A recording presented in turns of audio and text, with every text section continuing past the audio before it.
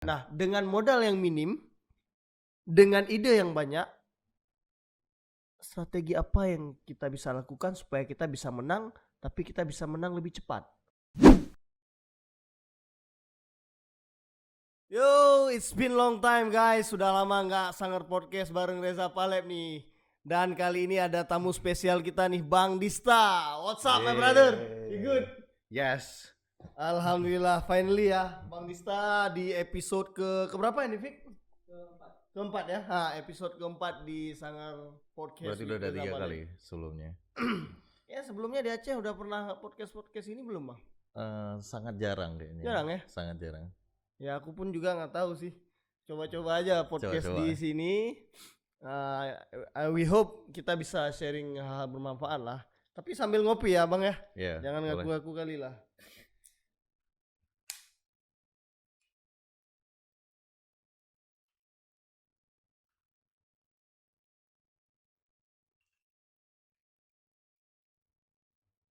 Harus adil ya, bro.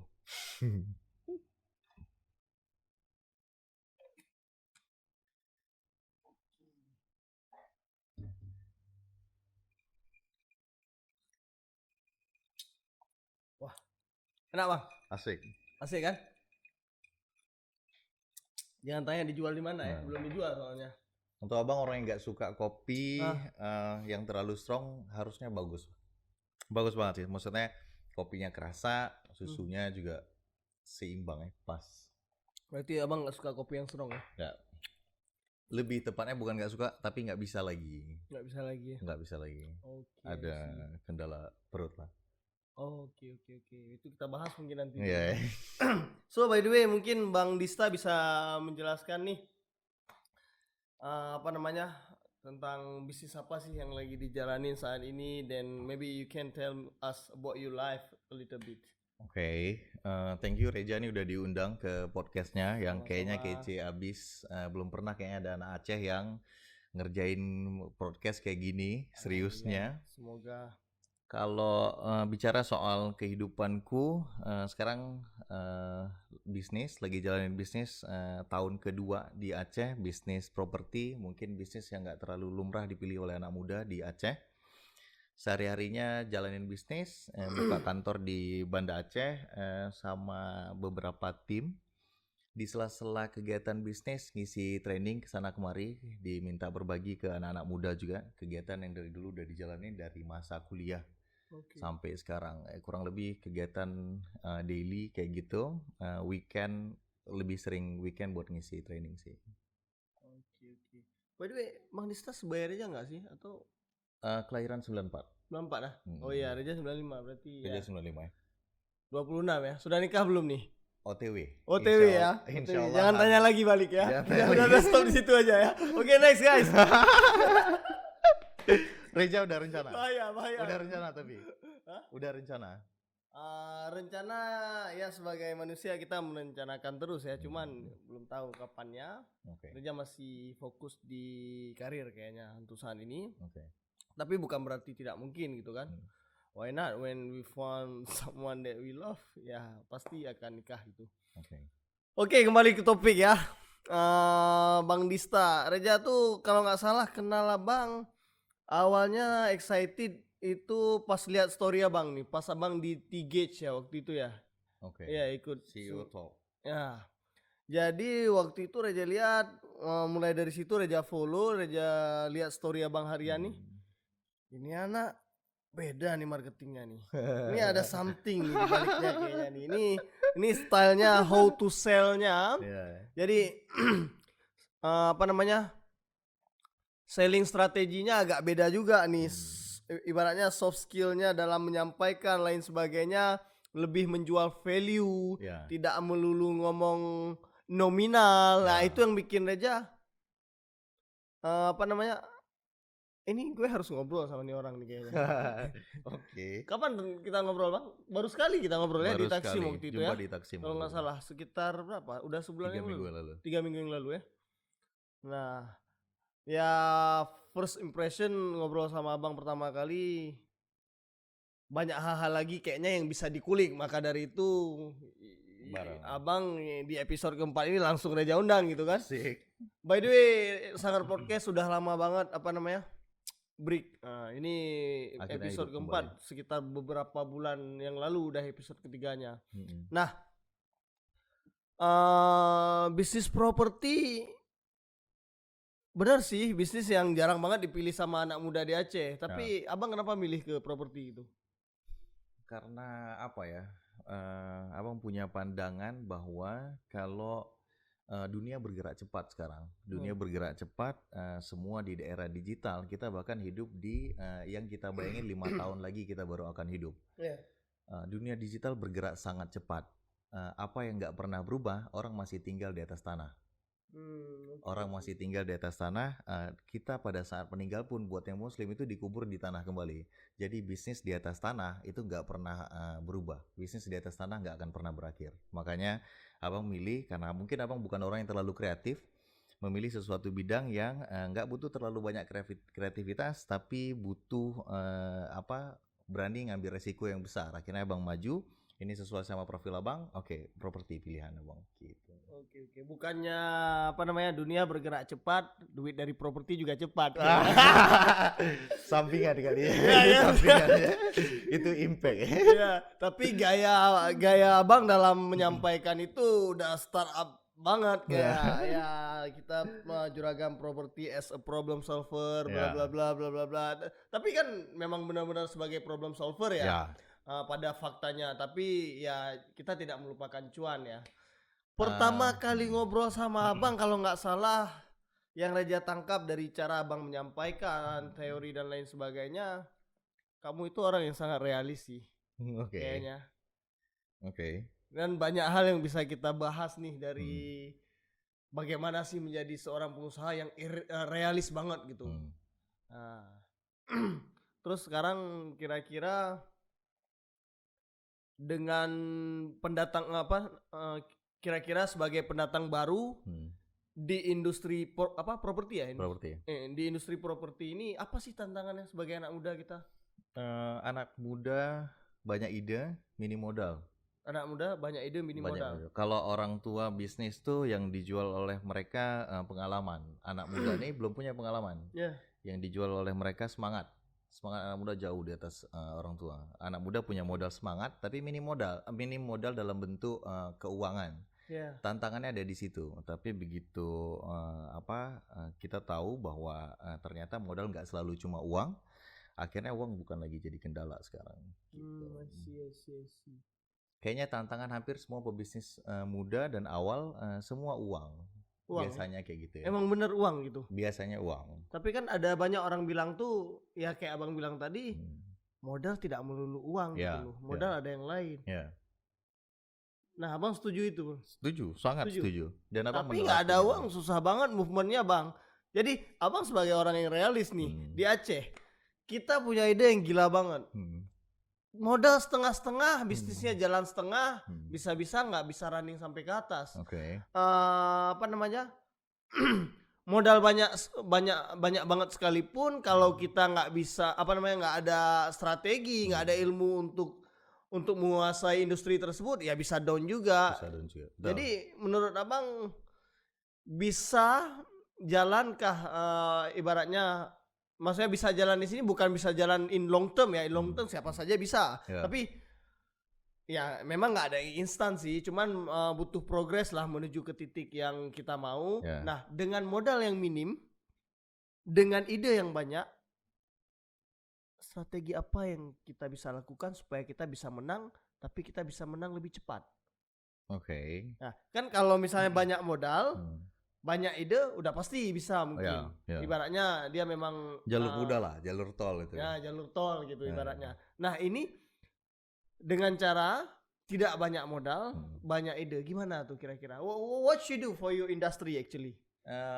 Sebenarnya tuh gini, pada saat memulai langkah, abang tuh tipe orang yang kalau aku mau naik ke satu langkah nih, naik ke tangga berikutnya. Kita harus tahu dulu nih, kita di posisi berapa sih, gitu.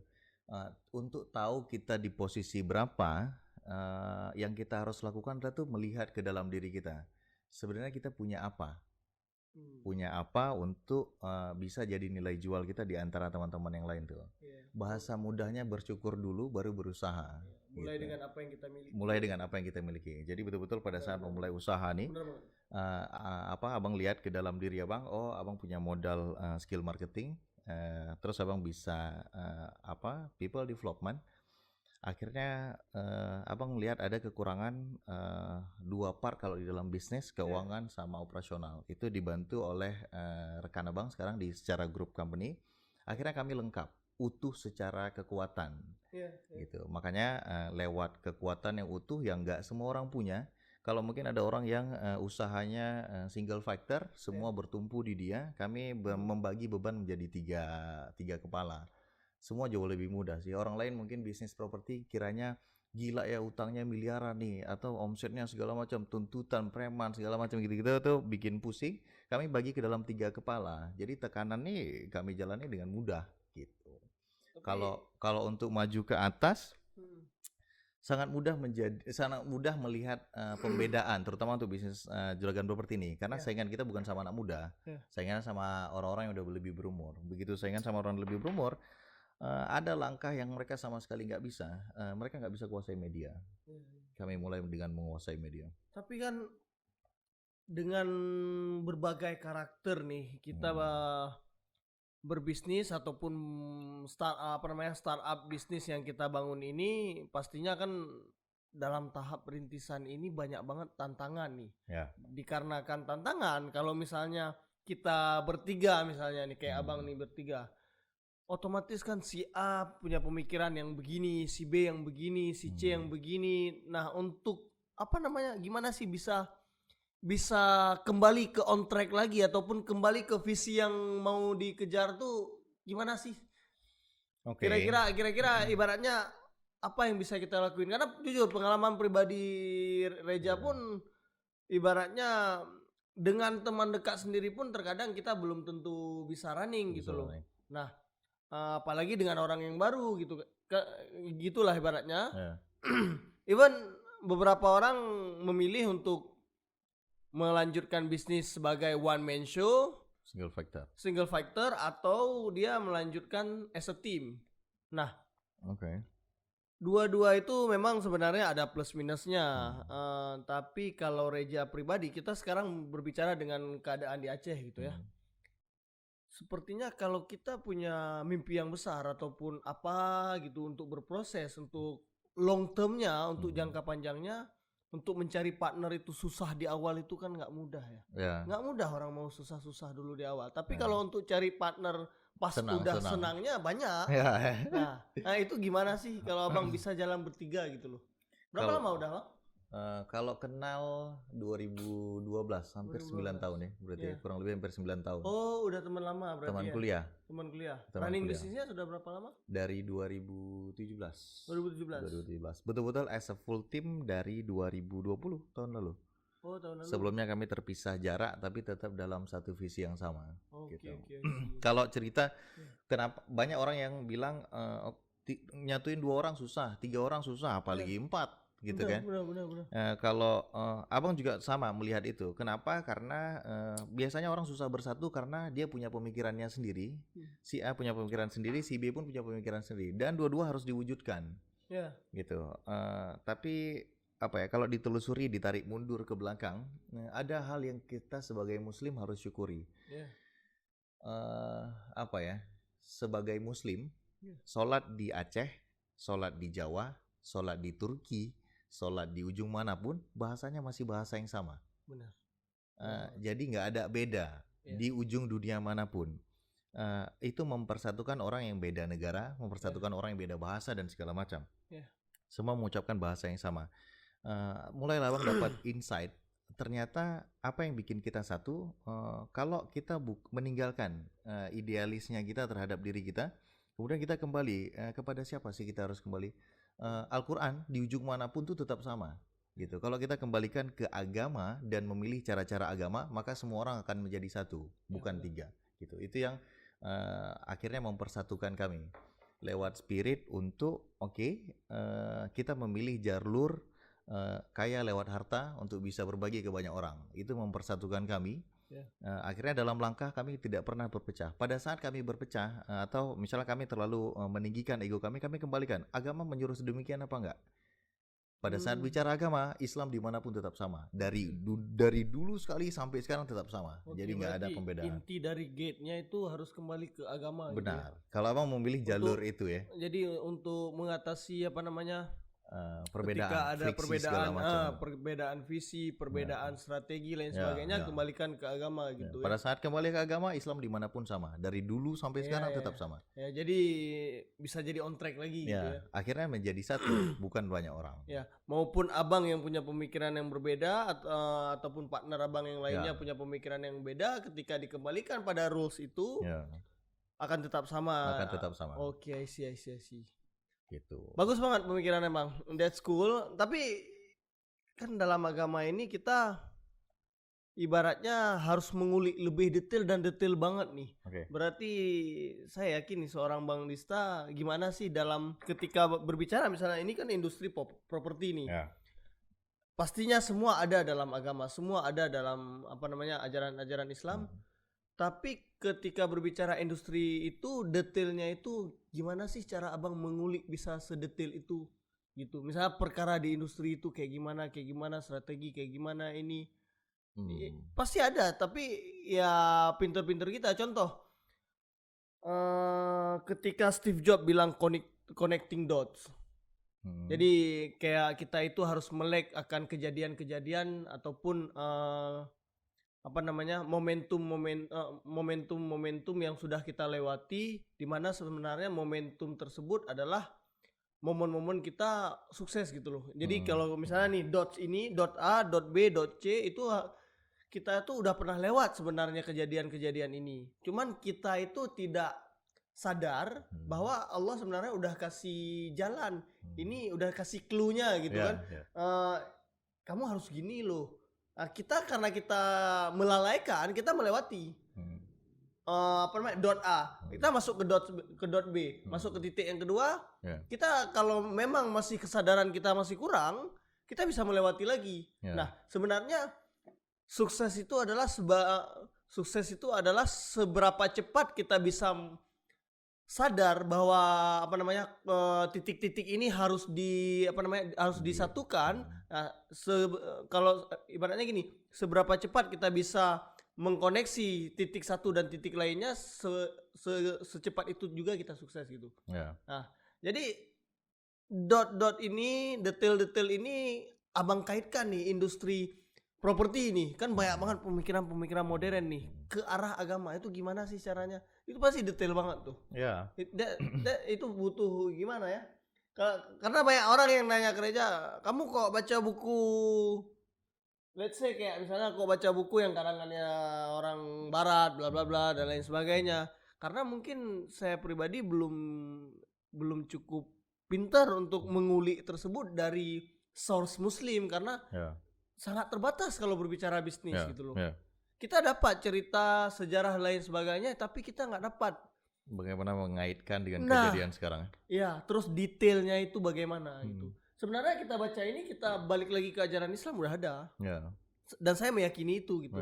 Cuman untuk cari dia langsung dari source-nya Islam susah. Nah, kalau pendapat abang menurut itu gimana sih? Kalau abang tuh tipenya sangat yakin bahwa apa yang menjadi rezeki kita tuh tidak akan pernah kita lewatkan dan tidak pernah melewatkan kita. Gitu. Jadi yang bicara soal dot, momentum segala macam betul secara pemikiran dan logika itu betul. Dan kita harus manfaatkan karena Allah juga bilang bagi hamba-hambanya yang berpikir. Itu diulang beberapa kali. Maka harusnya memang kita menggunakan pikiran-pikiran tersebut. Cuma kami tidak pernah memaksakan diri untuk tahun ini harus sekian, tahun ini harus sekian. Kita nggak pernah memaksakan diri di bidang menjadi seperti itu. Bidang nominal ya. Karena itu menimbulkan pressure baru. Sesuatu yang di luar logika kita, nggak bisa sesuai dengan planning kita, akhirnya membuat kita frustasi. Kita lupa bahwa segala sesuatu yang datang dan kembali ini akan kembali kepada Allah. Gitu kan. Jadi kalau bicara soal bagaimana mengkaitkan kondisi saat ini dengan apa yang agama kan.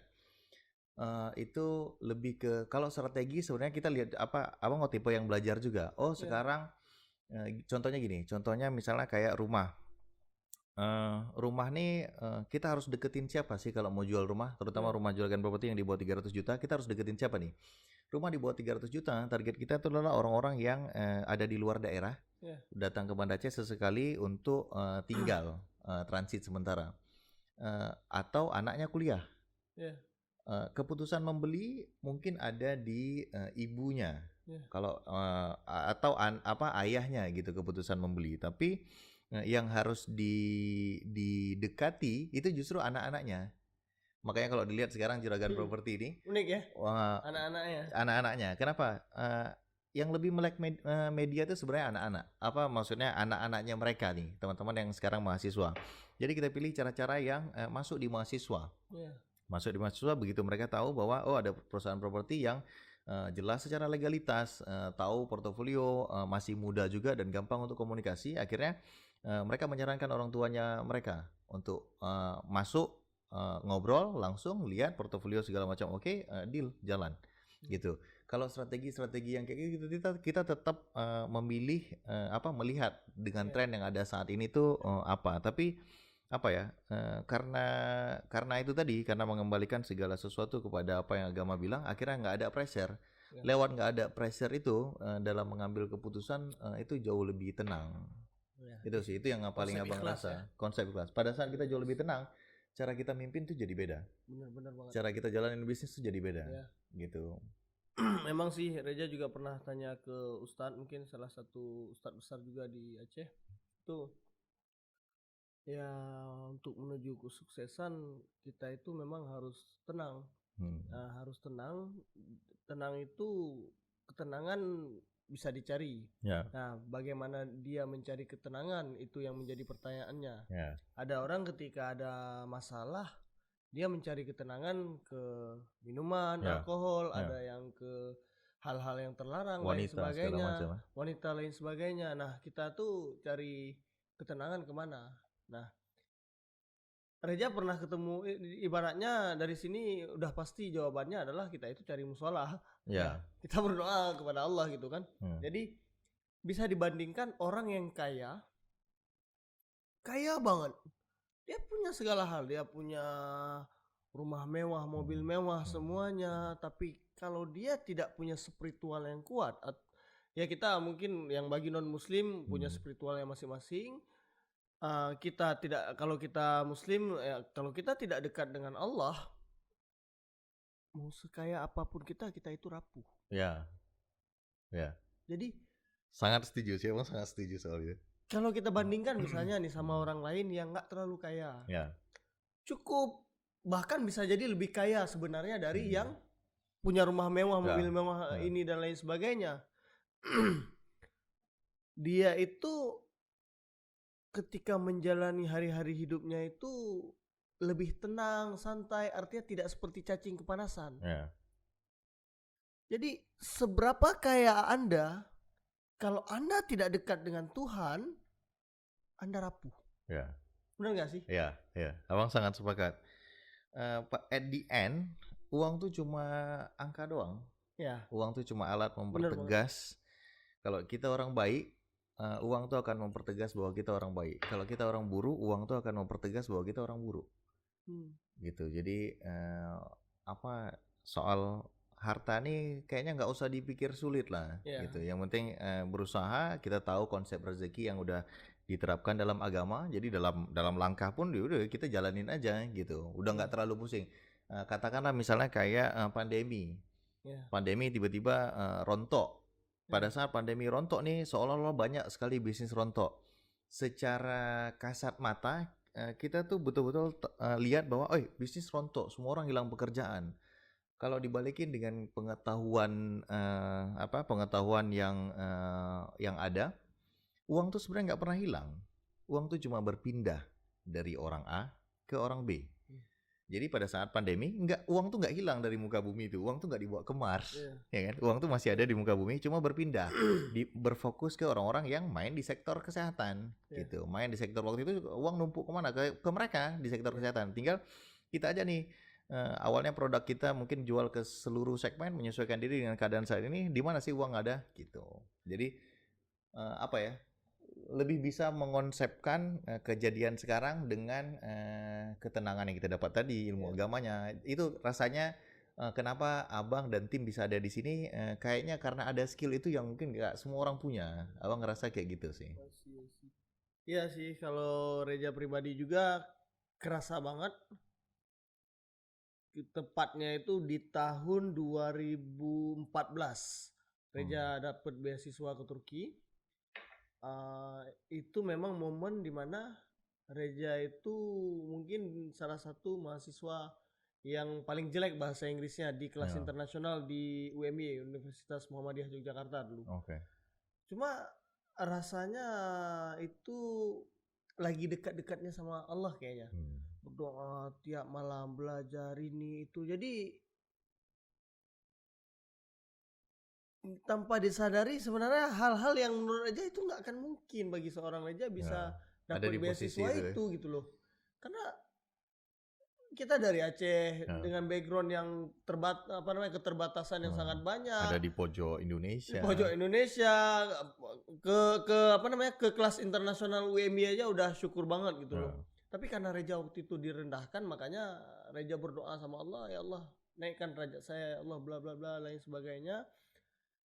Ya mulai dari situ Reja berangkat ke Turki. Nah ketika di Turki pun ya gitu merasa dekat sama Allah, dan pencapaian Reja saya rasa gimana ya, di luar kendali Reja. Kalau dibilang untuk bekerja 24 jam mendapatkan hasil yang segitu kayaknya nggak mungkin. 24 jam udah kita tanpa tidur pun nggak mungkin. Tapi tau nggak Bang, dalam 2 tahun Reja itu cuma tidur 4 jam sehari. Dalam 2 tahun 4 jam sehari, berarti dari jam 9 pagi sampai jam 8 malam Reja selalu di perpus. 50 menit belajar, 10 menit istirahat, 50 menit belajar sampai malam. Dan ketika di hari-hari libur ataupun sehari selang biasanya itu olahraga tetap. Jadi dari mana kekuatan itu? Nggak ada sakit Bang, tidur sehari 4 jam. Tapi tetap bisa kegiatan semuanya. Jadi power itu nggak tahu kita dari mana datangnya. Itu memang nggak tahu. Pasti abang punya deh momen-momen kayak gitu. Kalau abang merinding nih ya. Pas momen kapan tuh gitu kayak gitu? Bicara soal momen, sebenarnya abang tuh juga bukan orang yang tahu pengetahuan agama yang dalam sekali, enggak juga. Tapi memang rasanya sudah mengarah ke arah sana gitu. Tinggal diperdalam. Pengetahuan, keyakinan, panggilan ini tuh datang pada saat dulu tuh abang kerja di bank. Abang kerja di bank. 3 tahun kerja di bank.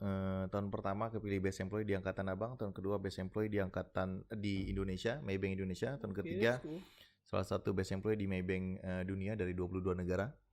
Waktu itu abang merasa ada di puncak, tapi puncak yang salah. Kebayang dong, udah naik gunung ke puncak, ternyata puncak yang salah. Harus turun lagi, memulai segala sesuatu dari nol. Tahun terakhir abang di Maybank, BTW abang keluar tahun ketiga, hari pertama abang bisa keluar, abang keluar. Tahun berapa tuh? 2019 kemarin. 2019 kemarin. Tahun terakhir abang di Maybank itu betul-betul abang ngerasa Allah ketuk pintu hati nih. Disa kayaknya kamu ada di tempat yang salah gitu. Waktu itu abang pokoknya keluar, terserah mau ada kerjaan, mau ada nggak ada kerjaan, pokoknya keluar. Itu belum dapat kerjaan? Belum, memang nggak prepare kerjaan sama sekali, pokoknya keluar. Waktu itu abang abang ngerasa takut tapi yakin. Gimana sih takut tapi yakin? Hilang ragu abang, pokoknya keluar aja dulu gitu. Waktu itu abang ngerasa Allah yang menghidupi abang dulu dengan Allah yang menghidupi abang nanti itu adalah Allah yang sama. Allah yang menghidupi abang di Jakarta dengan Allah yang menghidupi abang di Banda Aceh itu adalah Allah yang sama. Abang keluar dari bank, pulang abang ke Aceh sama teman abang waktu itu.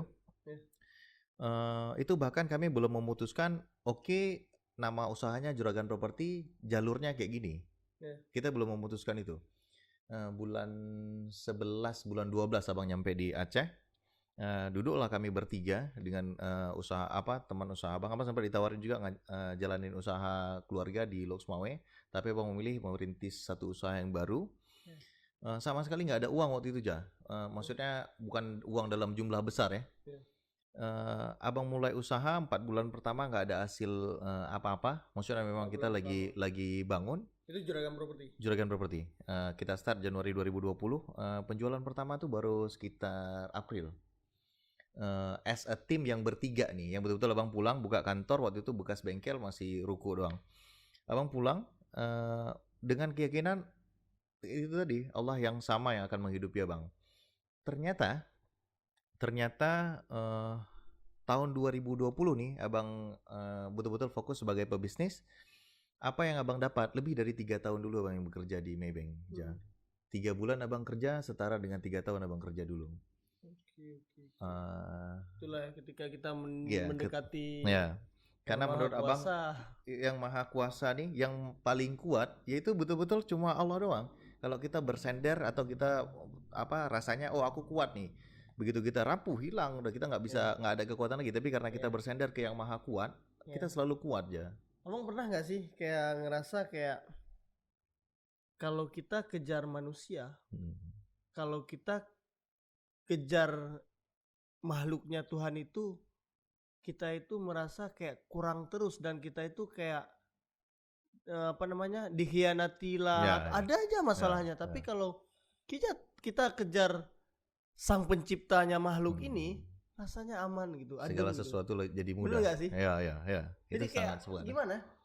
Ibaratnya kalau jalan itu kakinya nggak kokoh, kebayang dong gimana goyangnya kita tuh, sedikit disenggol jatuh mungkin. Tapi kalau kita minta sama yang nyiptain makhluknya, makhluk itu datang kasih duit. Benar gak sih? Ya, itu emang sangat yakin dan memang pernah ada banyak sekali momen di Juragan Property ini. Waktu itu kami usahaan masih minim modal. Pernah ada kami dipercayakan ada orang jual lahan tapi berbentuk utang. Ada yang utang waktu itu minggu depan kami harus bayar sekian ratus juta, belum ada uangnya sama sekali. Tapi Allah datangkan. Ada orang nelpon tiba-tiba datang dari daerah luar ke Banda Aceh nganterin uang 100 juta. Baru pertama kali itu ngobrol dan dia langsung yakin. Rasanya kan kayak ini orang nggak sih? Gitu loh. Maksudnya emang ada di banyak sekali momen-momen yang kayak gitu selama abang usaha. Jadi betul-betul memang udah dalam usaha ini abang udah nggak ada beban ya. Sama sekali abang udah nggak ada beban. Kalau dibilang ada target penjualan, kami lebih mikir ada target misi sosial yang akan kami jalankan nih. Berapa sih nominalnya? Maka kami akan menuju ke arah sana gitu. Lebih ke misinya yang dijadiin target, bukan angkanya. Iya. Gitu. Benar sih. Reja juga dulu tahun lalu Bang di Banda Aceh itu titik terendah Reja yang hancur banget karena dari ketika di Turki mungkin ya bener kayak Bang bilang sih, Allah ngasih kita apa yang ibaratnya misalnya kita berdoa ketika kita sudah diberikan di puncak, kayaknya nih puncaknya salah. Bener bener tuh relate banget pas Reja di Turki udah di puncak. Reja yang ngadu ke Allah tapi kayak udah terlalu menggebu-gebu. Pingin ibaratnya dunia ini rasanya pingin remas semuanya gitu. Nggak ada yang bisa tahanin saya gitu loh 24 jam. Jadi ibaratnya kalau kata bule itu, if you wanna compete with me, I'm ready to work 24 hours a day to kick your ass. Ya gue bisa kerja 24 jam tuh aja. Apapun. Untuk tendang pantat lu biar lu jatuh gitu kan. Tapi waktu pulang ke Aceh, di sana memang orangnya seperti itu Bang. Produktivitasnya produktivitas tinggi, terus memang yang vibrasinya memang ke arah yang nggak tahu dibilang kejar dunia atau gimana, tapi kompetitif banget dan mereka bekerja keras satu sama lain. Dan Reja terbawa itu, saya nggak mau kalah. Ya saya dari Aceh, kamu bisa bekerja gini, inovasi gini, saya nggak mau kalah, saya harus bisa. Saya pakai cara yang lain gini gitu. Pas pulang ke Aceh, kayak dunia berubah Bang. Serius Reja bilang. Pas pulang ke Aceh, dunia berubah Bang. Reja yang dulunya baca buku kayak orang gila, sekarang berhenti baca buku pelan-pelan untuk sementara waktu itu. Kenapa bang? Karena terlalu banyak saya baca buku membuat saya terlalu stres. Semakin banyak semakin stres, semakin banyak semakin stres. Kenapa? Karena nggak bisa diaplikasikan teorinya. Nggak cocok sama lingkungan sekitar. Nggak cocok sama lingkungan. Yang cocok sama lingkungan di Aceh ini ya masih gaya-gaya lama. Ke masjid, sholat, tenang. Brewo. Jadi bagi waktu lah ibaratnya. Waktu ke masjid. Di luar ke masjid cari rezeki lagi. Itu kayaknya kalau kayak gitu tenang kita. Tapi kalau pakai cara waktu Reja di Turki, cara orang Eropa, udah tergabung itu muslim dan muslim situ semua. Ketika Reja pakai cara itu, stres yang ada. Kenapa? Output yang diberikan dengan input yang didapatkan itu nggak sesuai. Jadi kita keluarin powernya 1000 pun kita nggak bisa narik balik power itu. Baik dia as a profit ataupun as a result gitu. Karena ada bertabur bintang lah. Di sana bertabur bintang. Jadi daripada saya berikan 1000 mending aku kasih 100 aja gitu kan. Orang dapatnya sama. Selebihnya ibadah. Tenang jadinya. Bener gak sih? Jadi udah yang nggak bisa dipaksa lagi gitu.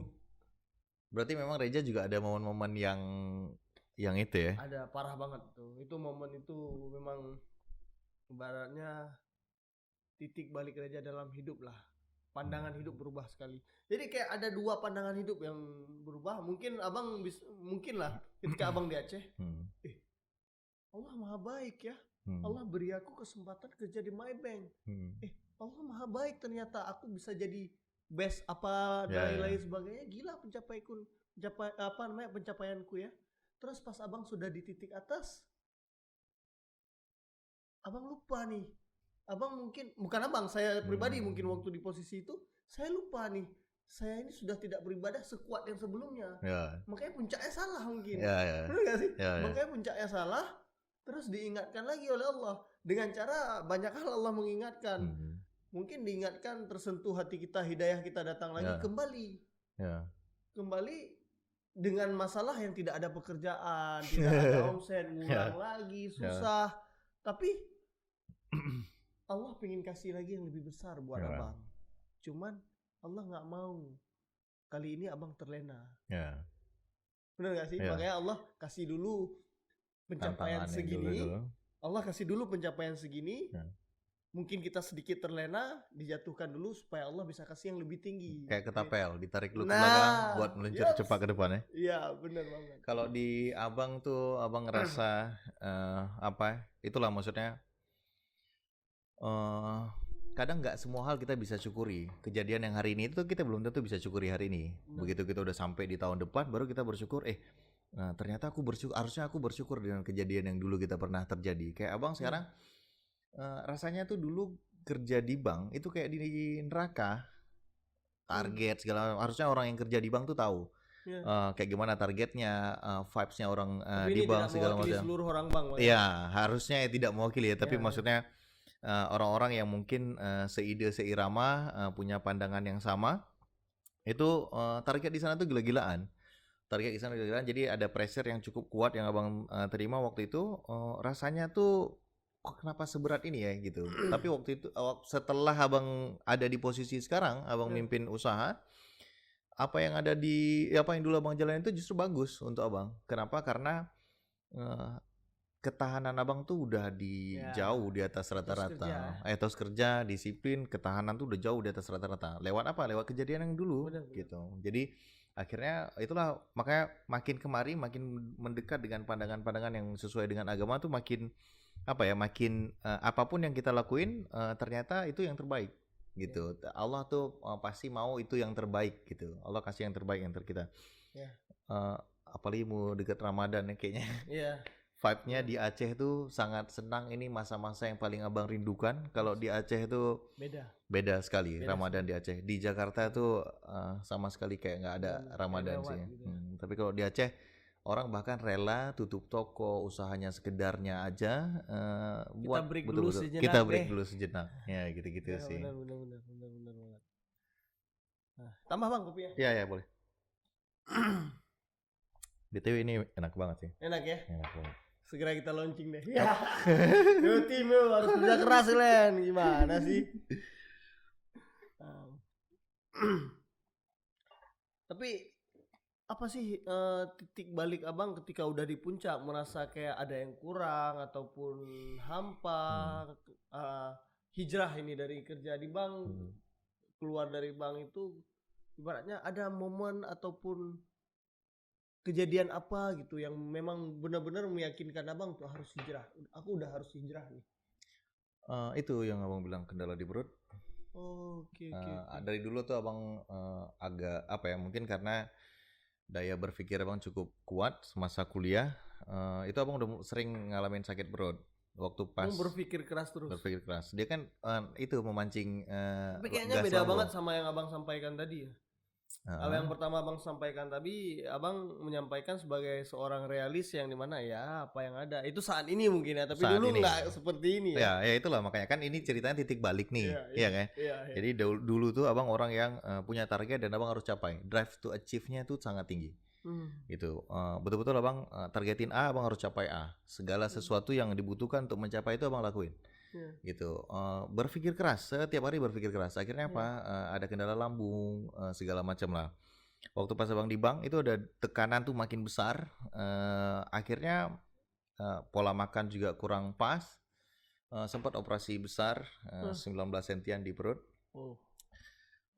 Itu yang kemudian betul-betul merubah abang. Karena kalau Allah mau, abang udah nggak ada harusnya, ya kan? Yes. Kalau Allah mau abang udah nggak ada harusnya. Jadi abang nganggap hidup tuh sekarang udah bonus doang nih. Itulah yang kita bahas tadi sebenarnya bang. Connecting dots tadi ya. Kita menyatukan dari satu titik ke titik lainnya. Abang sadar ketika Allah memberikan hidayah kali ya. Abang sadar dan tidak melewatkan hidayah itu. Gitu. Langsung terus jebret itu ganti.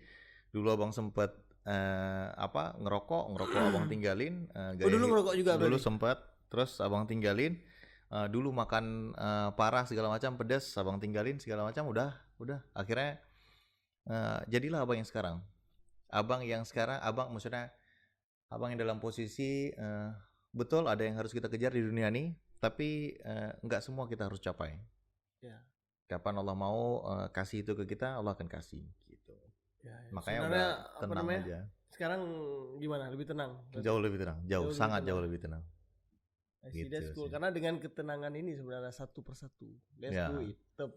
Karena kalau kita nggak tenang, Reza pernah ngerasa nggak sih? Mungkin karena masih muda juga. Biasanya anak muda ngalamin tuh. Begitu ada masalah A, kita nyelesainnya tuh pakai emosi. Selesaiin masalah A. Terus datang masalah baru, aku bisa selesai nih segala macam. Kita udah pakai ini nih, pakai emosi banget nih selesainya. Tiap pulang itu rasanya habis energi dan nggak semua keputusan yang kita ambil pada saat itu tepat.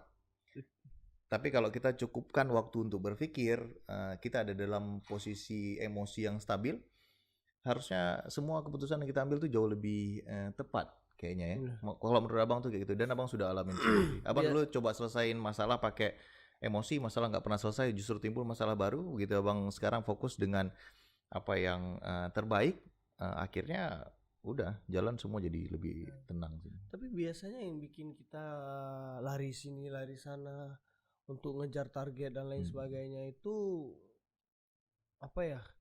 Karena kita terlalu membanding-bandingkan diri dengan pencapaian orang lain, benar nggak sih? Itu kejadian di banyak orang hari ini. Karena ada Instagram. Ajang buat expose kelebihan banyak orang, gitu kan? Banyak orang yang pusing gara-gara itu.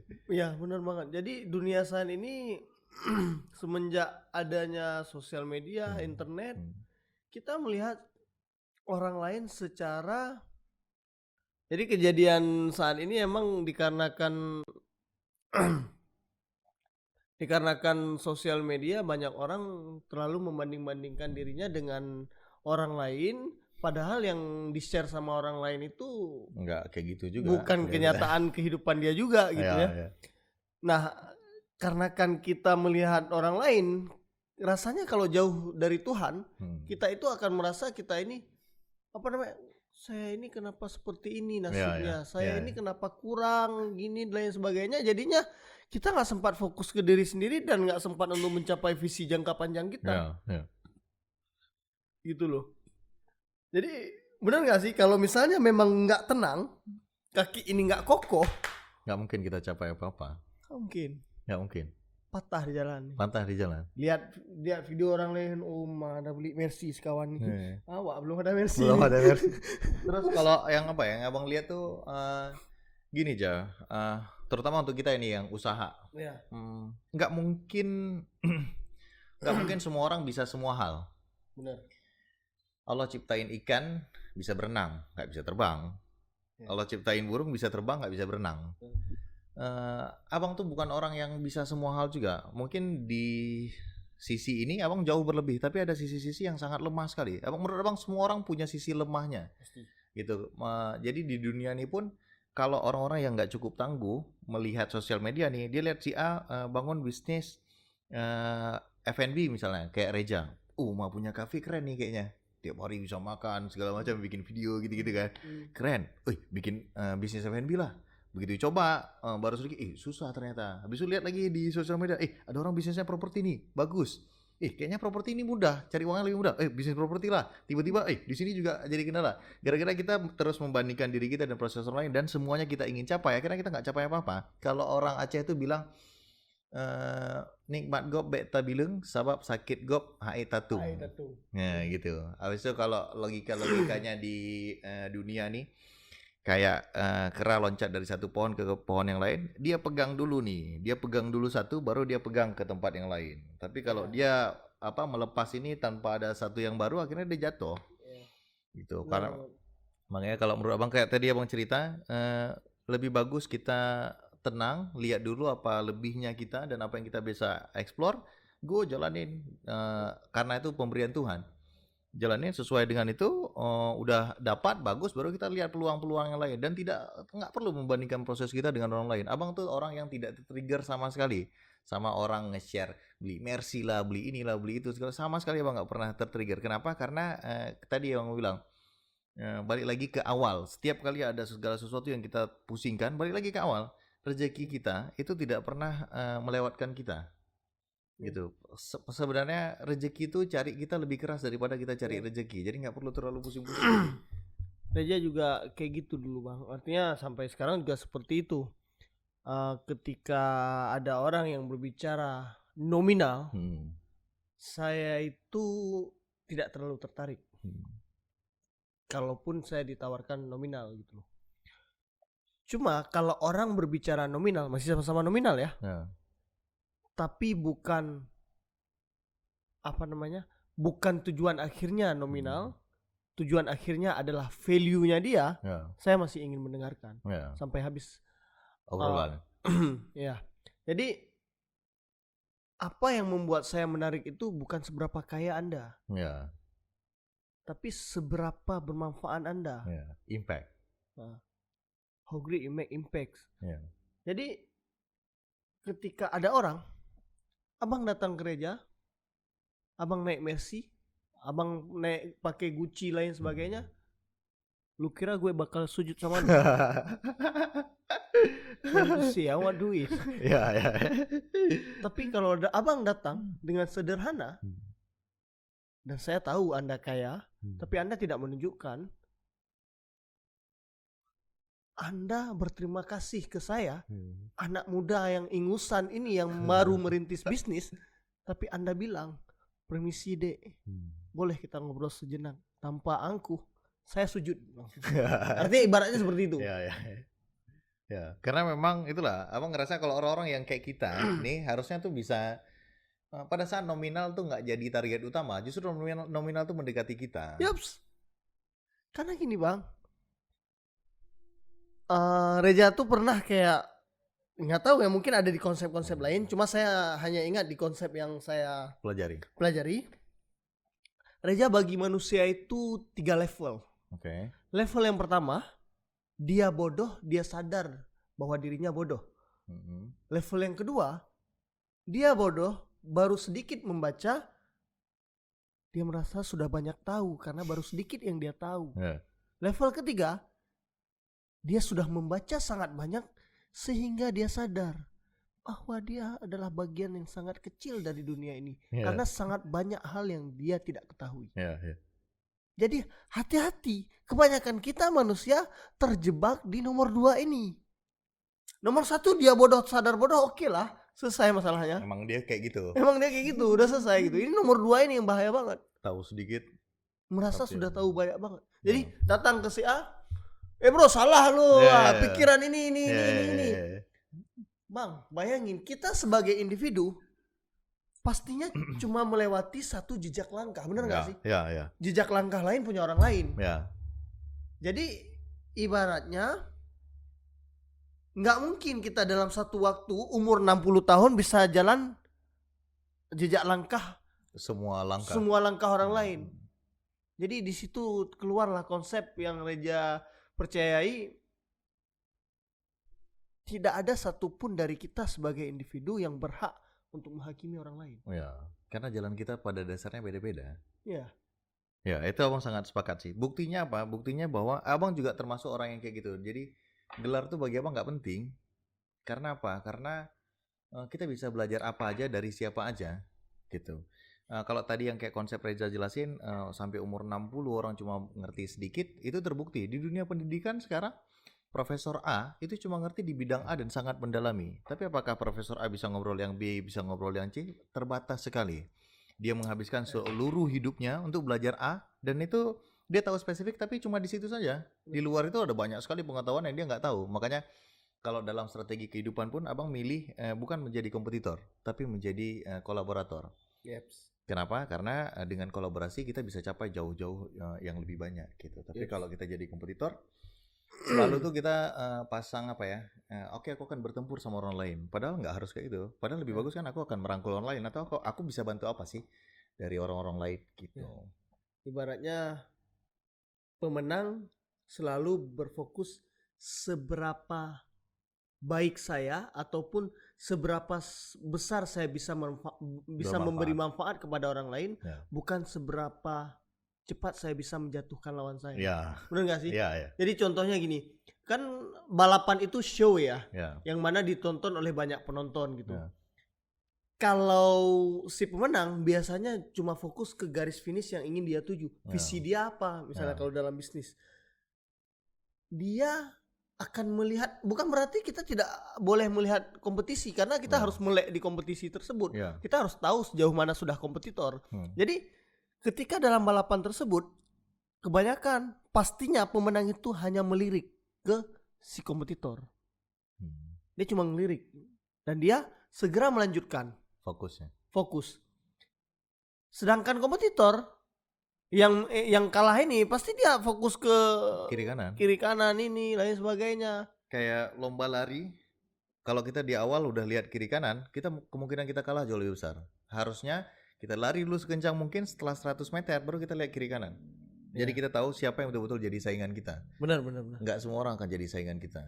Pada saat kita udah tahu kelas kita di mana, kita udah memaksimalkan diri kita baru tahu. Mungkin itu dari total 20 orang untuk lomba lari 1 km, setelah 200 meter pertama, yang betul-betul saingan kita tuh cuma 2 orang. Atau bisa jadi justru kita sangat jauh di depan, nggak ada kelihatan lagi saingan. Jadi kalau dalam bisnis ibaratnya di posisi sangat jauh di depan ini, ketika kita fokus memberikan manfaat ataupun value terhadap customers kita, maka customers kita yang mempertahankan kita.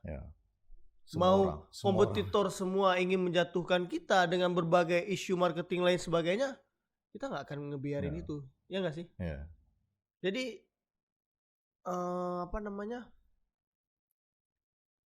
ya sebenarnya kompetisi itu kembali jadi fana ya.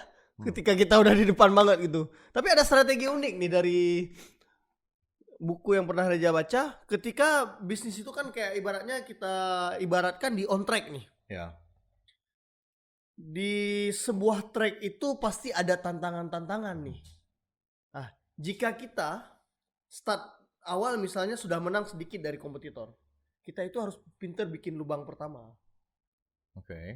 Dan mereka jatuh ke lubang pertama. Ketika dia sudah jatuh ke lubang pertama, kita harus cepat-cepat bikin lubang kedua, 3, 4, 5. Dia kan lambat nih, si kompetitornya lambat nih karena dia jatuh lubang kedua dulu, ketiga dulu. Ketika dia sudah di lubang ketiga, kita sudah bikin sekian lubang selanjutnya, sehingga kita sudah leading market. kita tinggal fokus pada customer kita, Ya. pada value yang ingin kita berikan. Jadi itulah dia, supaya kita menang, ya kita harus punya strategi kita sendiri untuk menang. Ya. Jangan lalai bukan lalai ya, berleha boleh ketika kita sudah menang. Karena dalam bisnis ini benar nggak sih kalau Reja bilang jadi sebenarnya yang kita bahas tadi itu termasuk juga ke arah ini Bang, menjadi totally realis ataupun totally idealis ataupun abu-abu.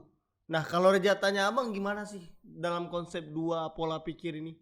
Karena dua-duanya penting sih menurut Reja. Ya, menurut Abang juga dua-duanya penting. Abang tuh lebih orang yang kayak gini aja. Apa ya? Karena mungkin Abang bukan orang yang terlalu pintar. Jadi Abang nggak pernah pakai semua pola yang Abang nggak mengerti detail gitu. Jadi kalau bicara soal satu konsep, Abang nggak pernah betul-betul harus pakai konsep ini loh. Yeah. Abang karena ada pemikiran yang orang bilang think out of the box. Yeah. Jadi Abang nggak pernah membuat diri Abang kaku harus jadi realis atau harus jadi idealis gitu. Abang nggak pernah membuat aku harus jadi idealis. Maka kalau Abang bilang aku adalah orang idealis, selesai kita podcast Abang akan jadi orang idealis seumur hidup Abang. Atau Abang bilang aku harus jadi orang yang idealis gitu. Selesai ini udah Abang jadi seumur hidup kayak gitu. Jadi Abang lebih sepakat ke sebisa mungkin kita harus adaptasi. Dunia selalu bergerak cepat. Nggak pernah ada kita harus menjadi A gitu. Kalau memang kita bisa sekarang jadi A, kemudian dunia butuh kita untuk menjadi B, why not to try? Gitu. Jadi Abang nggak pernah bilang harus realis atau harus idealis. Kapan itu menjadi pilihan terbaik? Kalau memang harus jadi realis, go jadi realis. Kalau itu harus jadi idealis, kita jadi idealis gitu. Jadi Abang nggak pernah memaksakan diri menjadi bagian dari keduanya. Kenapa nggak kita jadi orang yang di atas? Kalau butuh A, kita jadi A, butuh B, kita jadi B gitu. Main di gray area lebih bagus. Sometimes di dunia ini kita nggak bisa menjadi hitam atau menjadi putih. Menjadi abu-abu itu sebuah pilihan yang paling benar terkadang. Kalau menurut Reja berbicara tentang realis dan idealis ini, realis itu adalah kayak Abang bilang tadi, adaptasi untuk menang jangka pendek. Idealisme ini adalah sesuatu yang kita maksud di sini adalah ibaratnya visi yang dimana alasan kita untuk terus berjuang untuk jangka panjang ini. Jadi long term goals sama jadi short term dan long term. Short term ini adalah bergerak, otak yang bergerak secara layaknya seorang realis. Long term ini adalah kita pakai cara kerja otak yang bergerak layaknya seorang idealis. Ibaratnya kalau perusahaan yang mix antara dua itu salah satunya Ford. Ford menciptakan merek Ford ini dengan harga yang bisa digunakan untuk khalayak umum kan, harganya tidak terlalu mahal dan bisa dinikmati oleh market yang luas sekali. Setelah dia running di Ford, dia buat McLaren. Yang harganya gila banget. Ya bagi mereka pecinta yang dapat. Nah, tapi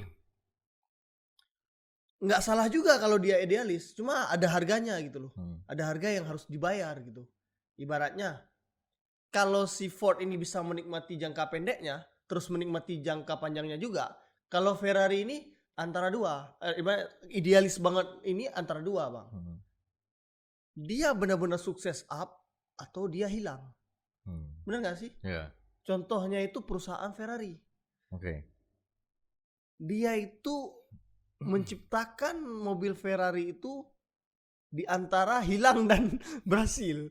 Karena modalnya hampir habis, harus push lagi untuk cari modal ini lagi, apa yang kurang gini. Dan dia jangka panjang berarti tidak lama tidak menghasilkan. Dia untuk sesuatu visi yang besar dia pilih jalan yang panjang sekali. Dan nggak ada salahnya juga, dia survive juga pada akhirnya gitu loh. Karena itulah ini yang balik lagi ke yang kita bicara tadi. Kita nggak pakai sepatu mereka, kita nggak tahu apa yang mereka jalanin waktu itu. Kita nggak melihat peluang yang dilihat mereka.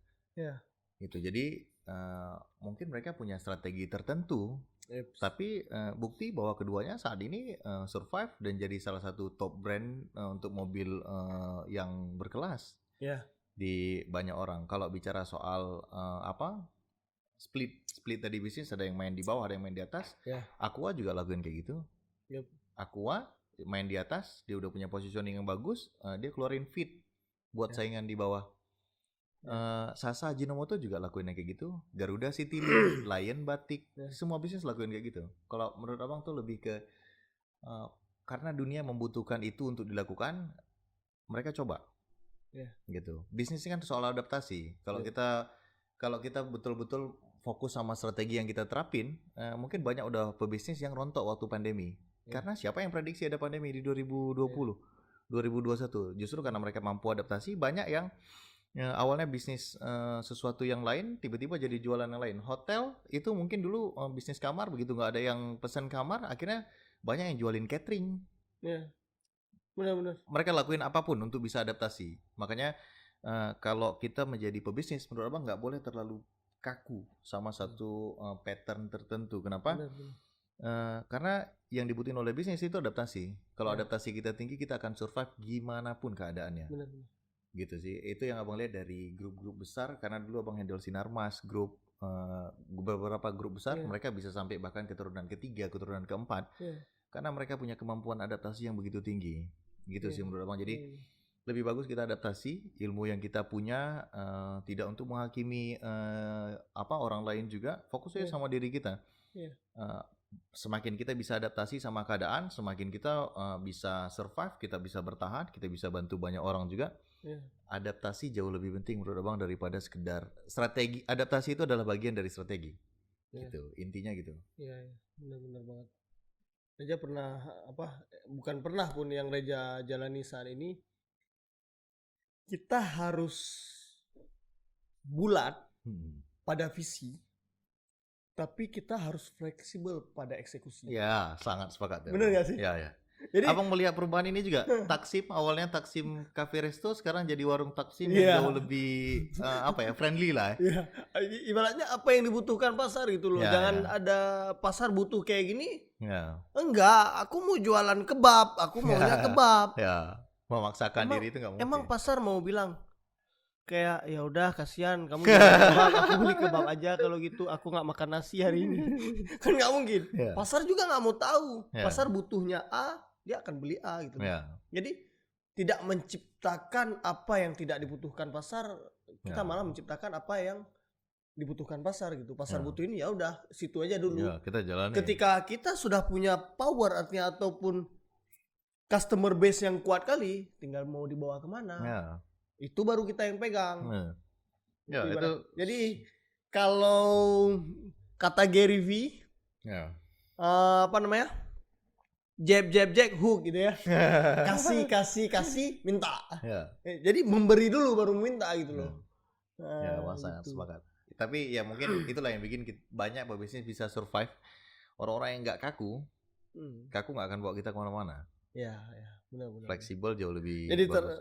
Terkadang orang udah membaca banyak kali. Teori yang aku baca nggak kayak gitu. Itu salah. Gini. Kebanyakan orang kalau mereka sudah pengusaha besar ataupun sudah di level nomor 3 lah yang kita Reja bahas tadi itu, dia mengiyakan karena dia sudah tidak sanggup berbicara lagi. Dan percuma. Abang tuh percaya ini loh, konsep yang kenapa abang milih ngisi training? Padahal kan bisa aja abang abang maju ke satu orang, abang mau rubah dia, abang terus rubah dia. Kayak gini loh, kalau orang di training, mereka datang dengan mengkosongkan gelasnya. Pada saat gelas kosong, kita bisa isi. Tapi ada orang yang aku lagi nggak butuh masukan. Pada saat dia lagi di posisi aku nggak butuh masukan, mau masukannya sebagus apapun, mau dari teori dari belahan dunia manapun, tetap nggak akan masuk, tumpah. Dia akan debate gitu. Tapi kalau dia dalam posisi gelasnya kosong, dia akan terima apapun yang mungkin sesuai dengan dia akan ambil gitu. Jadi kalau menurut abang daripada berkoar-koar ketok rumah satu-satu, ayolah kita usaha gitu. Semua orang harus usaha. Macam misi kita semua orang harus usaha. Daripada ketok sesuatu, mending kita buat aja seminar usaha. Orang-orang yang mau memang betul usaha, udah mau kosongkan gelasnya, datang untuk mendengar penjelasan dari kita. Itu jauh lebih tepat ya menurut abang dibandingkan kita memaksakan semua orang tuh harus sesuai pemikiran kita. Kenapa? Karena bisa jadi gelas mereka lagi penuh. Untuk apa? Untuk apa kita ngisi gelas yang penuh? Tumpah. Lakukan sesuatu bagi mereka yang membutuhkan ya. Karena orang yang membutuhkan itu ataupun ibaratnya orang yang menganggap kamu benar itu mereka akan memperjuangkan itu. Orang yang menganggap kamu tidak benar, mau kamu koar-koar pun dia akan bilang bodoh amat, kamu nggak benar juga. Mungkin nih kalau kita diskusi mungkin waktu 2 jam pun nggak cukup kali ya. Nggak terasa udah ngobrol ya. Dan kita sudah di penghujung podcast kita malam ini. Sebelum kita tutup, apa nih yang Bang Dista ingin sampaikan buat anak-anak muda Aceh ataupun buat masyarakat Aceh?